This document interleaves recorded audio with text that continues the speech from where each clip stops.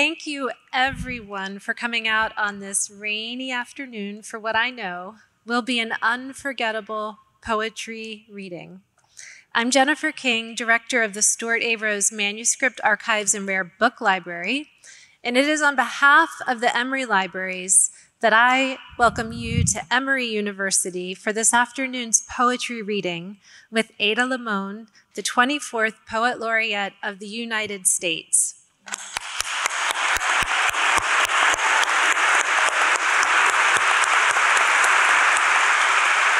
Persis Bristol is providing translation services, and at Emory University, we celebrate the prominent place that poetry holds in our hearts and on our campus. In its 18th year, the Raymond Danowski Poetry Library Reading Series has hosted incredible poets from America and abroad, including Joy Harjo, Nikki Giovanni, Lucille Clifton, Seamus Heaney, Natasha Trethaway, Tracy K. Smith, Richard Blanco, Marilyn Chin, and many more. This reading series is one of the longest running of its kind on our campus. The Rose Library is Emory's manuscript archives and rare book library, with collecting strengths in poetry and literature, African American history and culture, university history, political, social, and cultural movements, and rare books. Community engagement with diverse cultures and history is at the heart of our library's mission. In the last year alone, we have celebrated Southern Jewish history, graffiti arts, drag culture, Black women writers, Emory history. In October, the library, in partnership with the Atlanta Housing Authority and Georgia Historical Society, installed historic markers at the sites of the first federally funded public housing in the United States here in Atlanta. The exhibit, She Gathers Me, celebrating the networks among Black women writers, traveled throughout Georgia to 28 libraries throughout the Georgia Public Library System. So, in the spirit of community engagement, I cannot tell you how thrilled we are to see so many members of our community come out on a Saturday raining afternoon for this poetry reading. Our program this afternoon is especially important to us because it is the opportunity to celebrate the amazing American poet Ada Limon, who is the first Latina poet laureate. So once again,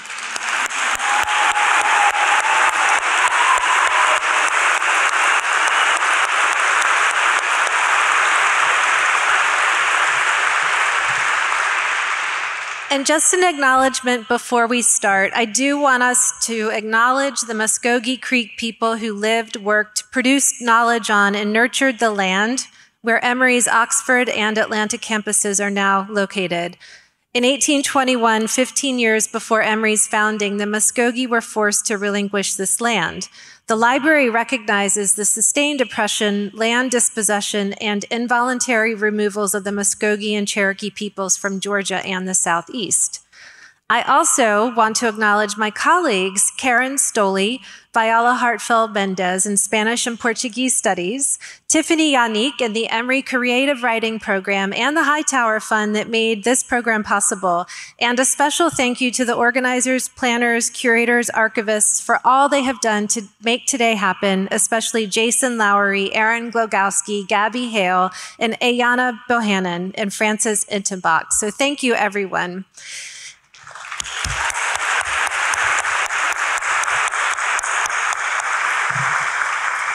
Here to introduce Ada Limon is Emory's own Dr. Jeremy Day Payton.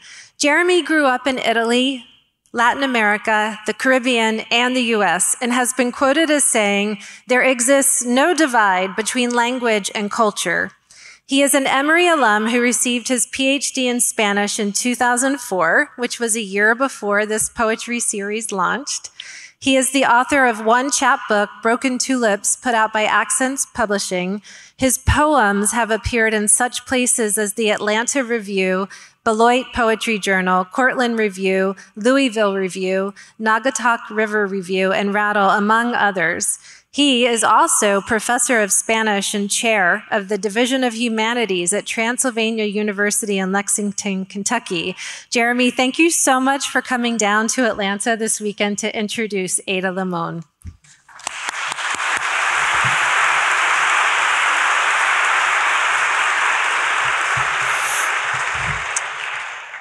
Jennifer, obviously the honor is really all mine. And thank you for your generosity, and thank you, Karen and Vayala and everyone that's been involved in organizing this. We've gathered this afternoon as part of the Raymond Danowski reading series founded by the good people at the Rose Library. We lovers of the word have gathered to hear Ada Limon, our 24th Poet Laureate. We've come together because there's something about the experience of listening to poetry as a group. For the psychologist Dacher Keltner, collective experiences of beauty and compassion lead to awe and human thriving. Ada is originally from Sonoma, California. She received an MFA from NYU, and after a Fine Arts Work Center fellowship, she returned to New York City to work for various magazines. Lucky Wreck and This Big Fake World, her first and second books, won awards in 2005 and were published in 2006. In 2010, she published Sharks in the River, and that same year she moved to Lexington, Kentucky. In an age when the academy has been the route to economic stability and cultural recognition for poets, and where marketing or publishing has been a secondary professional path, this choice to go freelance was a risky gamble.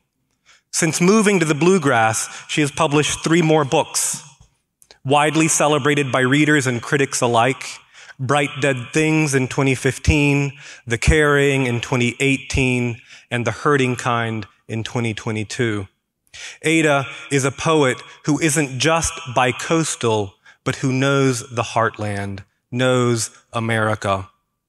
I love our original national motto, E pluribus unum, out of many, one.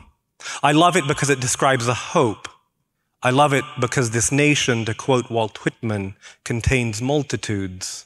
I also love it because it first appeared on the cover of a literary magazine, the annual omnibus volume of the Gentleman's Quarterly, beside a hand holding a bouquet of flowers, E pluribus unum. Imagine a nation as a jumble of flowers gathered into one bouquet. Might the flowers contradict themselves? Very well then. It's a large bouquet. It contains multitudes. Or to quote Ada in Roadside Attraction with the Dogs of America, everyone wants to make their own kind of America, but still be America too. Contradictions of self that are not acknowledged with grace and forgiveness fester. By all accounts, our national contradictions are festering and showing themselves in all manner of violence: gun violence, gendered violence, racial violence, and the populism afoot that calls for ideological and sexual purities, much like the red and lavender scares that led the Librarian of Congress, Luther Evans, to cancel William Carlos Williams's 1952 appointment to consultant in poetry. How can you not fear humanity? Ada asks us in The Leash. Carla Hayden, the current Librarian of Congress, when announcing Ada's appointment, noted she's a poet who connects us to each other and to nature. And her poems course with the names of the rivers of the nation. They flutter with the wings of myriad birds. They sway and rustle with all manner of trees and grasses. They frolic and prance with horses and colts across our meadows. Her wide-eyed wonder connects us to the natural world with all its waddle-thieving groundhogs. We live, according to the title of one of Ada's poems, during the impossible age of everyone. Muriel Rukeyser believes poetry to be the type of creation in which we may live. If this is true, if we can live in poetry, it's because poetry lives in the particular, the brought images, the musical phrase, the particularity of individual lives and loves. Poets teach us to be human because they do not shy away from their own vulnerability and shifting emotions. As they answer the question, what does it mean to be human? They provide us with a chorus of contradictory answers. These contradictions exist even within the poets themselves, yet poets sit with contradictions. They name them and bring them into the light and teach us how to live with them. There's a challenge between the call of a poet to sing the songs they believe necessary and needful and the demands of the state. As Evan Boland's literary memoir, Object Lessons, The Life of the Woman and the Poet in Our Times notes, even when the private songs of the individual move out and sing of politics, as in, say, when Ada calls for a new national anthem, the state wants not the complex individuality and multiplicity of the poet's voice, but the singular mythic song that turns citizens into patriots. Yet we don't live in myths. We can't. We dwell in a physical world. We inhabit bodies, beautiful, frail, awkward, aging bodies that need a community of other bodies surrounding and supporting them. Ada's poetry unapologetically centers the body and its many desires, many beauties and pleasures, many aches, pains, and failings. It names the petty jealousies and the old hurts that rise up and cause personal and interpersonal pain. It sings the joy of getting tipsy or high with friends. It processes the grief of a stepmother's death and all the multiple griefs a person bears. It delights in the care of parents, grandparents, and friends. It celebrates wonder and curiosity. The heart of Ada's poetry pulses with an ethical imagination that transforms the lyric gaze into one that does not take possession or objectify the subject of its gaze. She respects the otherness of the women, men, and animals about whom she sings. Ada lets each be each in their own mystery. Crows on a branch of a linden remain crows. Her lyrical voice, rather than take dominion, calls us into a community of equals where we are made whole not by seeing, but by being seen and named by others. Florilegio is an old Spanish word for a selection of poems. It means a collection of flowers, a gathering of distinct and different songs bundled together. So without further ado, let us attend to the bouquet Ada's brought us. Well, it is such a dream and an honor to be here. Thank you so much for having me, and I know how much work it goes into making these events happen. And I just want to really respect and honor all the people from organizing the event to showing up to every person that's making to our sound guy, to our incredible interpreter that's making this happen. So thank you so much for all of that work. I'm going to read 15 poems, and I give you that number so that you can feel safe within the uncontrollable situation that is the poetry reading. You can count down or count up, depending on your mood. So this way you'll have some semblance of control. I'm going to begin with a poem that I initially wanted to be the first poem in the carrying, and it's a little intense, and my editor said, maybe let's ease them in.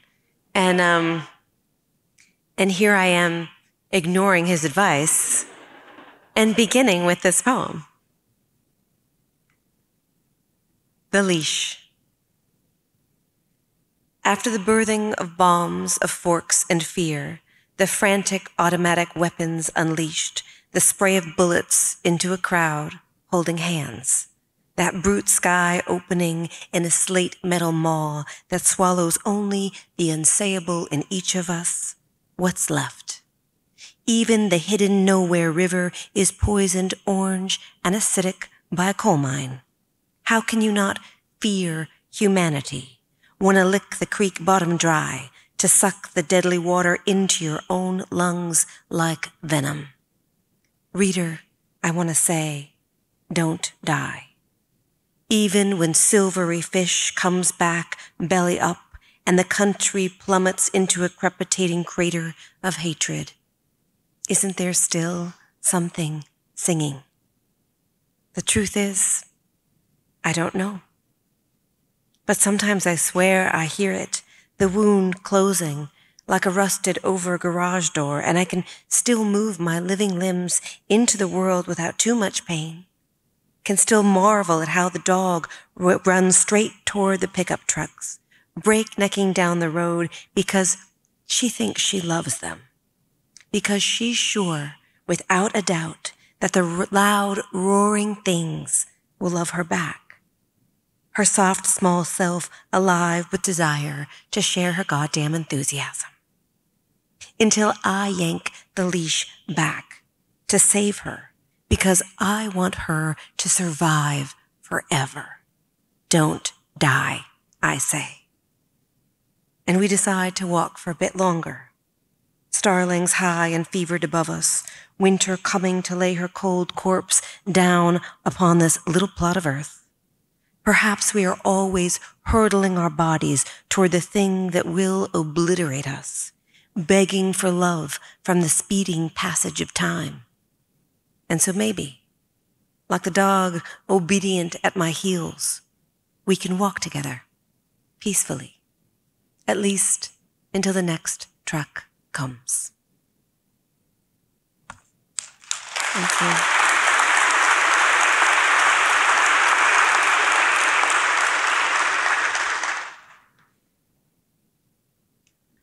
We live our life just at least until the next truck comes, right? This is a poem that I wrote. So people always ask you how your poems begin, and the truth is they begin in different forms. They come differently all the time, and we don't always have a control over it. So I made the joke about lying to sound people all my life about breakfast, but I think I've also been lying about how poems start, because oftentimes it's just a mystery. And I will say that I had a moment where I was listening to the sound of people rolling their trash bins out. And you know that moment where it sounds like thunder? And this was, I said, oh, I need to do that. It sounded like thunder. And that sound actually brought me into this poem. Dead stars. Out here, there's a bowing even the trees are doing. Winter's icy hand at the back of all of us, black bark, slick yellow leaves, a kind of stillness that feels so mute it's almost in another year. I am a hearth of spiders these days, a nest of trying. We point out the stars that make Orion as we take out the trash, the rolling containers a song of suburban thunder. It's almost romantic as we adjust the waxy blue recycling bin, until you say, man, we should really learn some new constellations. And it's true. We keep forgetting about Antlia, Centaurus, Draco, Lacerta, Hydra, Lyra, Lynx. But mostly we're forgetting we're dead stars too. My mouth is full of dust, and I wish to reclaim the rising, to lean into the spotlight of streetlight with you, toward what's larger within us, toward how we were made. Look, we are not unspectacular things. We have come this far, survived this much. What would happen if we decided to survive more, to love harder? What if we stood up with the many synapses in flesh and said no? No to the rising tide. Stood for the many mute mouths of the sea, the land. What would happen if we used our bodies to bargain for the safety of others? For Earth. If we declared it a clean night. If we stopped being terrified. If we launched our demands into the sky, made ourselves so big people could point to us with the arrows they make in their minds, rolling their trash bins out. After all of this is over.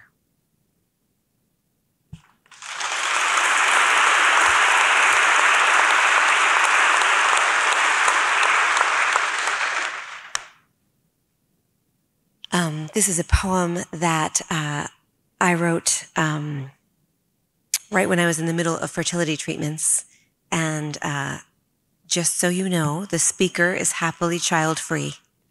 The speaker is also me. I tell this to you because when I read any poems about the infertility, I find that lots of people would like to give me advice. And I'm very happy with my life. The universe has spoken, and this is the life it has given me, and it's beautiful. But at the time, it was an interesting opportunity to explore what it was to be a woman going through this. The vulture and the body.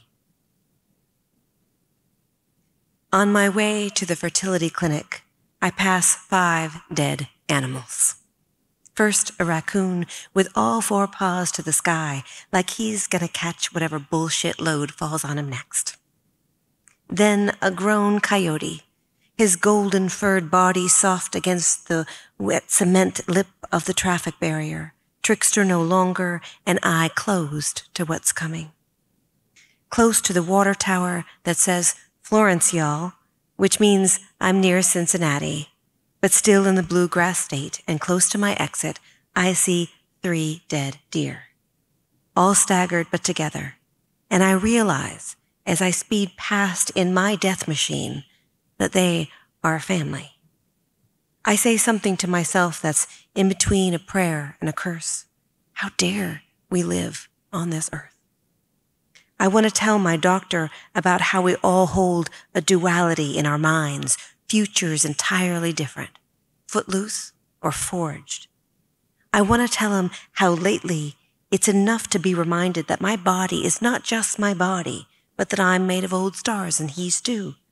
And that last Tuesday, I sat alone in the car by the post office and just was for a whole hour, no one knowing how to find me, until I got out, the sound of the car door shutting like a gun, and mailed letters, all of them saying, thank you.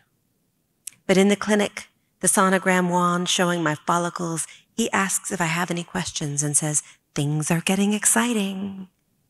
I want to say, but what about all the dead animals? But he goes Quicksilver and I'm left to pull my panties up like a big girl. Some days, there is a violent sister inside of me and a red ladder that wants to go elsewhere. I drive home on the other side of the road, going south now. The white coat has said I'm ready, and I watch as a vulture crosses over me, heading toward the carcasses I haven't properly mourned or even forgiven. What if, instead of carrying a child, I am supposed to carry grief? The great black scavenger flies parallel now, each of us speeding intently and driven toward what we've been taught to do with death.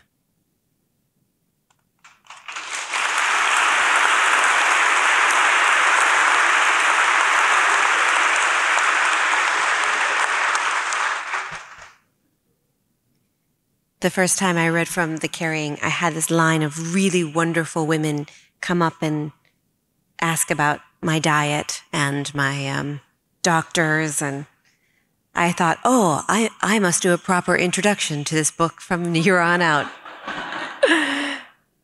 I had a woman go up to my father who was in the audience and give him her card. So yes, happily child-free. This is a poem that is just how I feel about this song.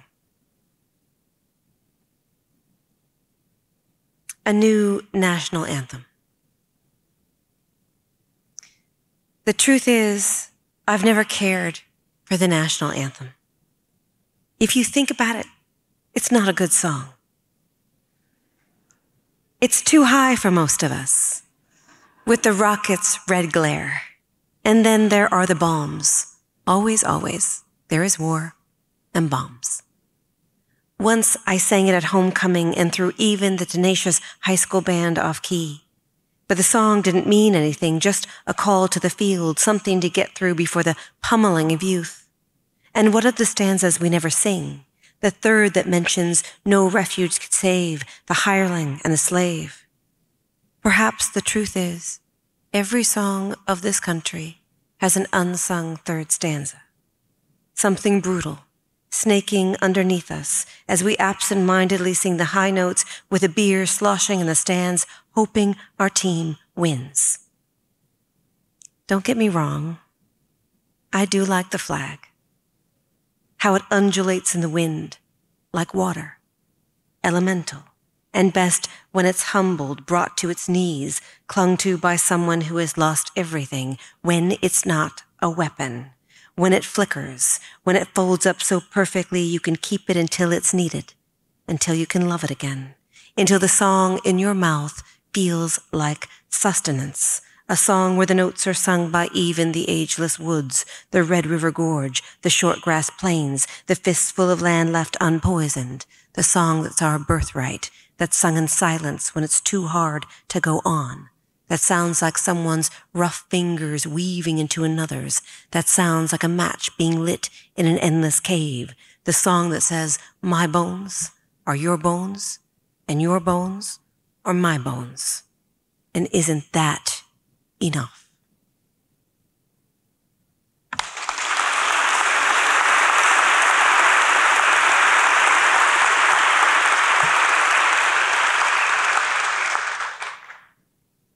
Thank you. Can we also just have a round of applause for this and wonderful ALS interpreter? Amazing.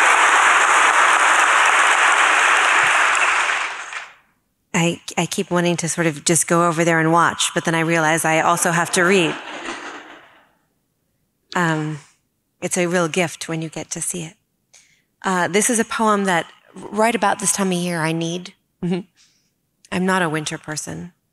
Never have been. And this was written during a particularly hard winter. And I took a lesson from a tree.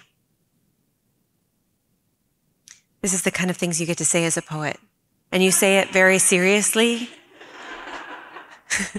And then you realize like most of our life is just sort of sounds like we're explaining a dream to strangers. So, instructions on not giving up.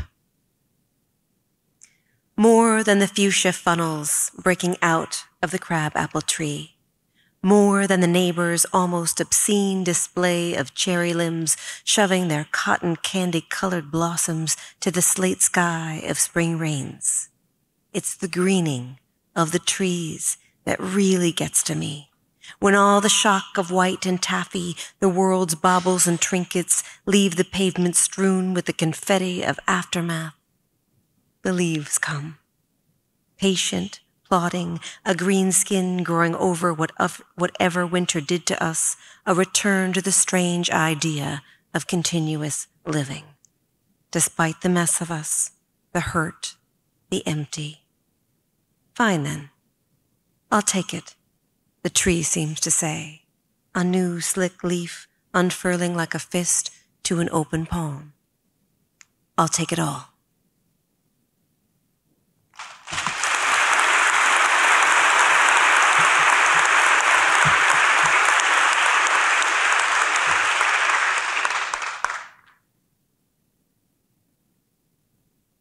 How are you doing?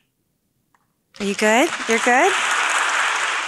I'm going to switch to all of those poems that I just read were in my book, The Carrying, and I'm going to switch to The Hurting Kind, which is the newest book. And for those of you who write books, you'll understand that you will just have finished a book and someone will say, are you going to read anything new? And you're like, I just wrote this whole new thing. This is new. So it's new.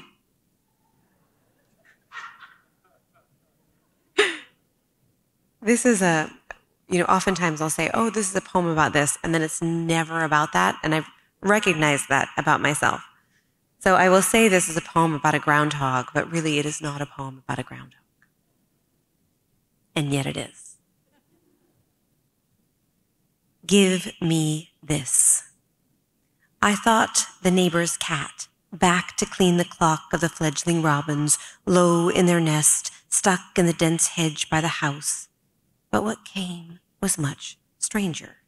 A liquidity moving, all muscle and bristle. A groundhog, slippery and waddle-thieving my tomatoes, still green in the morning shade. I watched her munch and stand on her haunches, taking such pleasure in the watery bites. Why am I not allowed delight? A stranger writes to request my thoughts on suffering. Barbed wire pulled out of the mouth as if demanding that I kneel to the trap of coiled spikes used in warfare and fencing.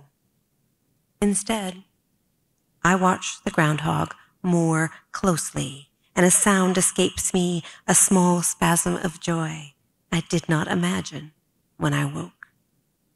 She is a funny creature, earnest, and she is doing what she can to survive.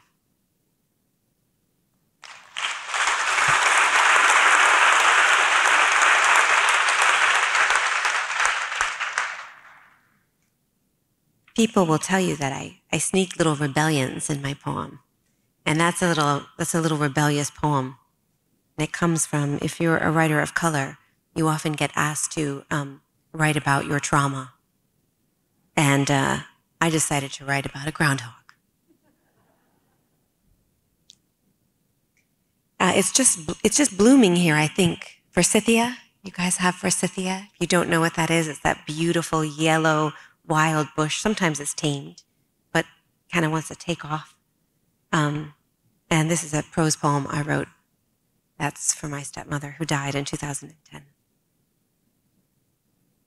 Forsythia. At the cabin in Snug Hollow near McSwain Branch Creek, just spring, all the animals are out, and my beloved and I are lying in bed in a soft silence.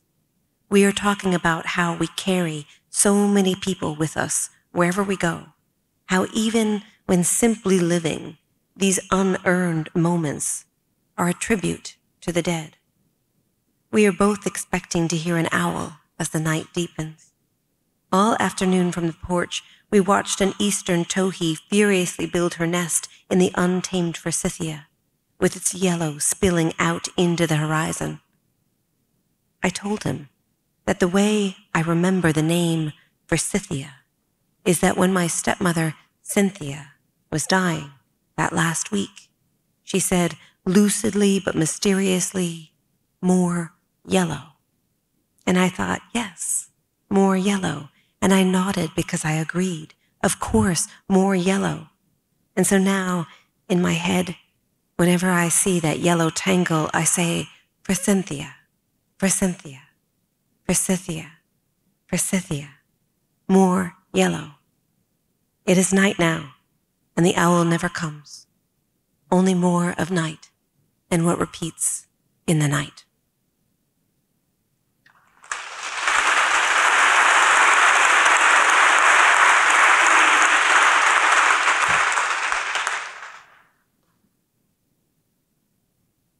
This is another grief poem. So if you feel like you need to grieve, maybe take a deep breath. Not the saddest thing in the world. All day I feel some itchiness around the collar, constriction of living. I write the date at the top of a letter. Though no one has been able to write the year lately, I write the year. Seems like a year you should write, huge and round and awful. In between my tasks, I find a dead fledgling, maybe dove, maybe, I don't know, to be honest. Too embryonic, too see-through and wee. I don't even mourn him, just all matter-of-fact like, take the trowel, plant the limp body with a new hosta, under the main feeder. Seems like a good place for a close-eyed thing, forever closed-eyed. under a green plant in the ground, under the feast up above. Between the ground and the feast is where I live now. Before I bury him, I snap a photo and beg my brother and my husband to witness this nearly clear body. Once it has been witnessed and buried, I go about my day, which isn't ordinary exactly, because nothing is ordinary now when it is ordinary. Now something's breaking always on the skyline, falling over and over against the ground, sometimes unnoticed, sometimes covered up like sorrow, sometimes buried without even a song.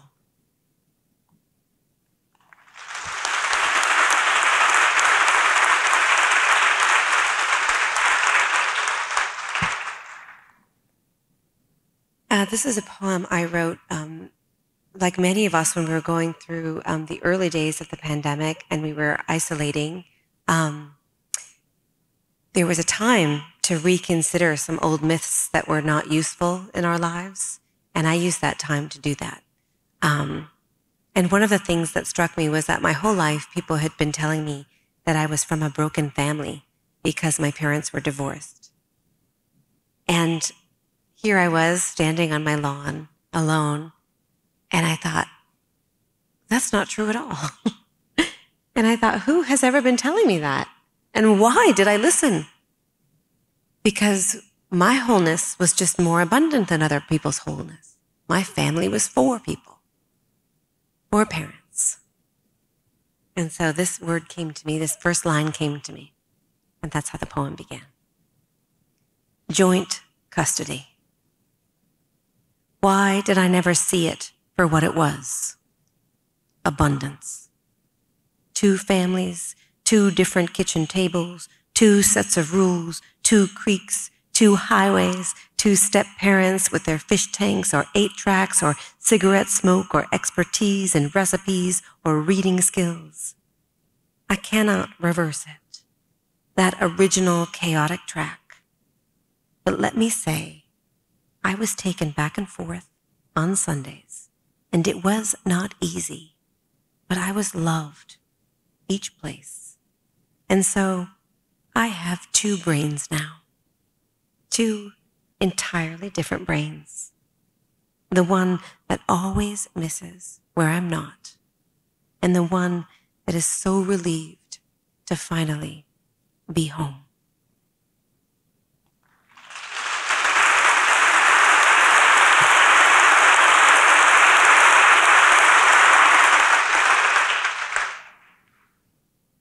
I think there was a moment when, for me, it was very important to recognize tenderness. And be funny if I just said, and then I moved on from there. But no, to recognize tenderness. And I also feel like with people who are more masculine, that it felt like it was always that they had to be stronger, brave, courageous, and they weren't allowed to be deep feelers. And this book recognizes the deep feelers and tenderness and the masculine sides of my family. And this poem is for my brother, my older brother, Cyrus.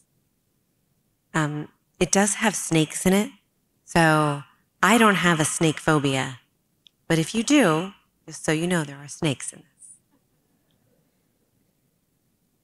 Cyrus and the snakes. My brother holds a snake by its head. The whole length of the snake is the length of my brother's body.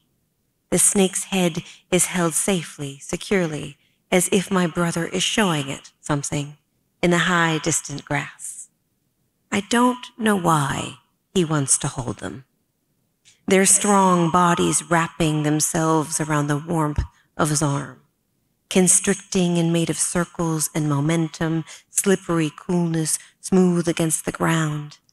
Still, this image of him holding a snake as snakes do, both a noun and a verb and a story that doesn't end well. Once we stole an egg from the backyard chicken coop and cracked it to see what was inside. A whole unhatched chick. Where we expected yolk and mucus, was an unfeathered and unfurled sweetness. We stared at the thing, dead now and unshelled by curiosity and terrible youth. My brother pretended not to care so much, while I cried, though only a little. Still, we buried it in the brush by the creeping thistle that tore up our arms with their speared leaves, barbed at the ends like weapons stuck in the rattlesnake grass. But I knew that he'd cry if he was alone, if he wasn't a boy in the summer heat, being a boy in the summer heat. Years later, back from Mexico or South America, he'd admit he was tired of history, of always discovering the ruin by ruining it, wrecking a forest for a temple that should be simply left a temple. He wanted it all to stay as it was, even if it went undiscovered. I want to honor a man who wants to hold a wild thing, only for a second, long enough to admire it fully, and then wants to watch it safely return to its life, bends, to be sure, the grass closes up behind it.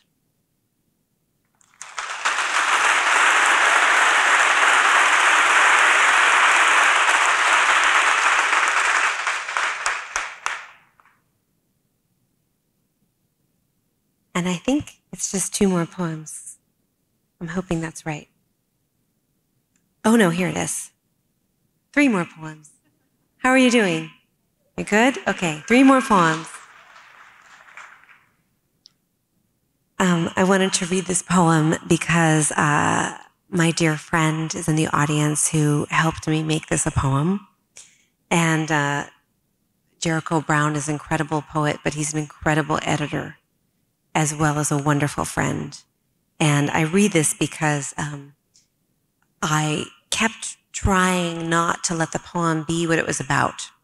I kept being like, this is about sports. And he was like, this is not about sports. And the title is still sports.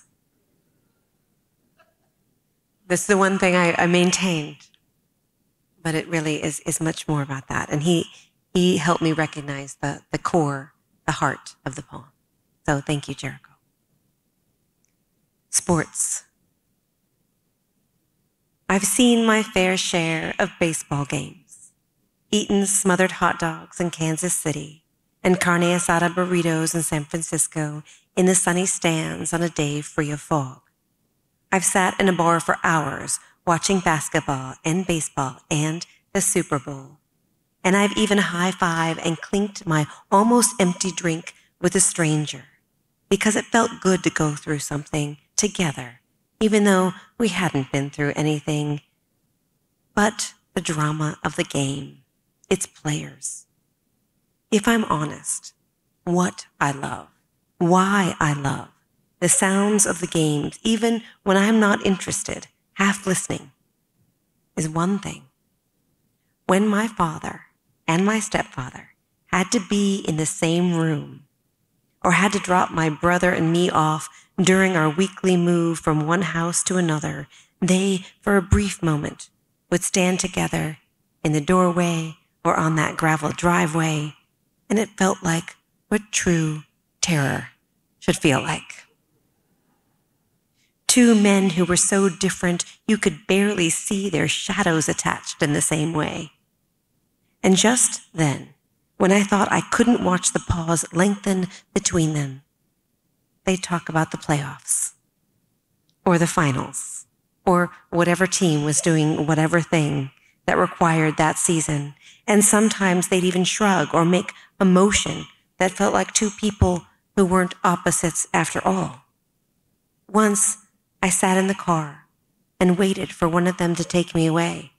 And from the back seat, I swear they looked like they were on the same team, united against a common enemy, had been fighting all this time on the same side.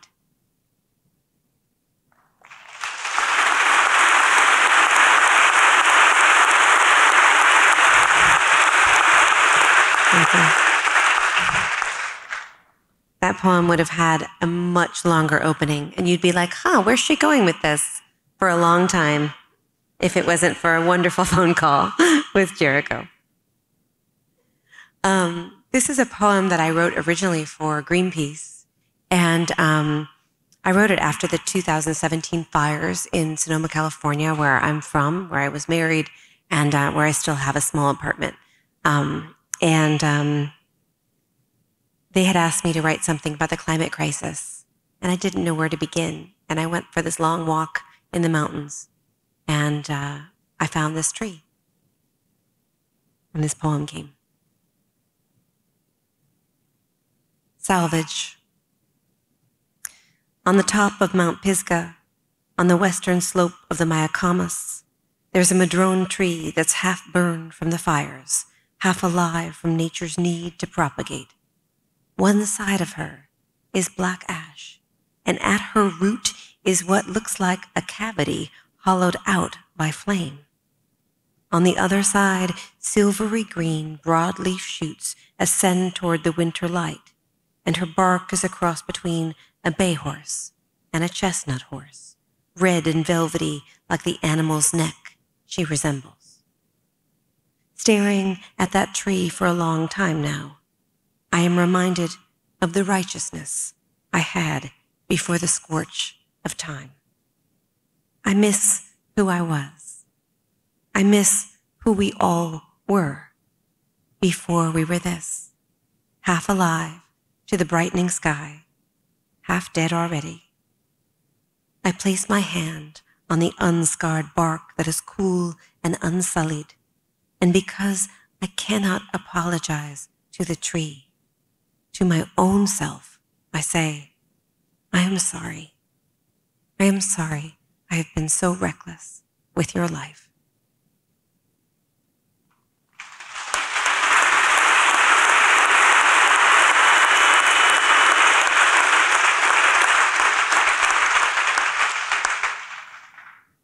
Thank you so much, and this will be my last poem. This is a poem that you may have heard before, but it's a poem that I wrote very early on in the pandemic when I couldn't write. I've realized that I can write from a lot of places. I can write from grief. I can write from love. I can write from rage. I cannot write from fear.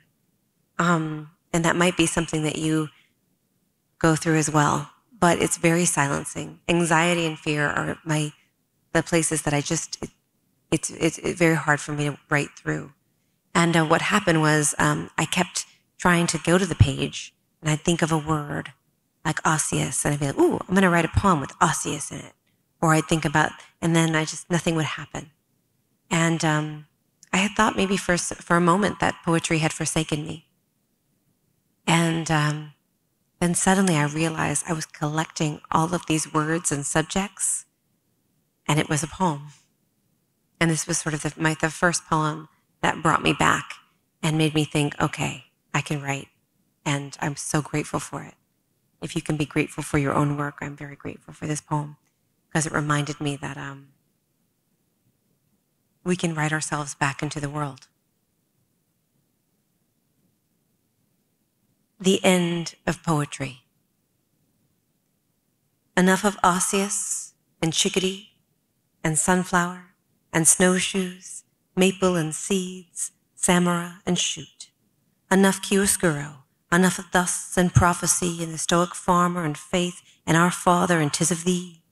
Enough of bosom and bud, skin and God not forgetting and star bodies and frozen birds. Enough of the will to go on and not go on, or how a certain light does a certain thing. Enough of the kneeling and the rising and the looking inward and the looking up.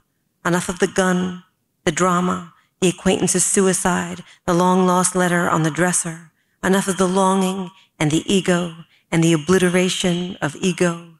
Enough of the mother and the child and the father and the child, and enough of the pointing to the world, weary and desperate, enough of the brutal and the border, enough of, can you see me? Can you hear me? Enough, I am human. Enough, I am alone and I am desperate. Enough of the animals saving me. Enough of the high water. Enough of the air and its ease. I am asking you to touch me. Thank you so much. Thank you. Thank you.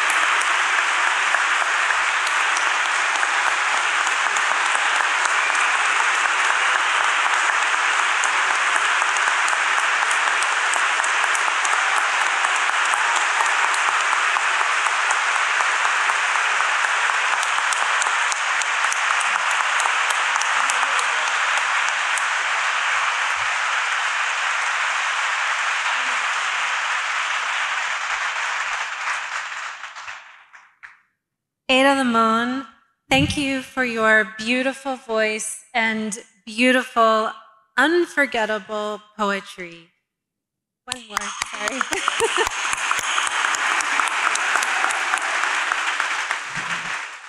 Hearing your poems and your voice will be an experience that I will treasure forever. And I also want to thank Jeremy for your beautiful introduction and Persis for your beautiful translation.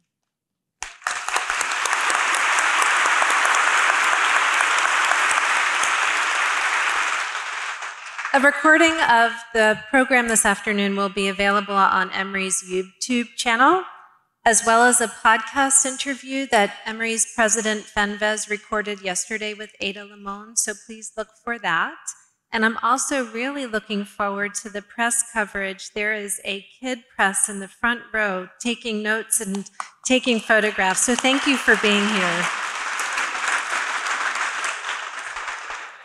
We have a little bit of time following the poetry reading for a book signing and a special Rizzo print broadside that we produced as a commemoration of this afternoon. So I hope that many of you will be able to get either a book from Ada Limon, Barnes & Nobles is here to sell them, or a Rizzo print, which is a gift from the Rose Library. But we do have a hard stop. Ada has a flight to catch, so we will be very strict about cutting off the signing at a certain point. So no time for talking, just move through the line. And we'll be entering on this side, so if you want to go ahead and start lining up. And I also want to ask everybody to please keep an eye out for library events that will follow today's. We look forward to seeing you again. So thank you so much.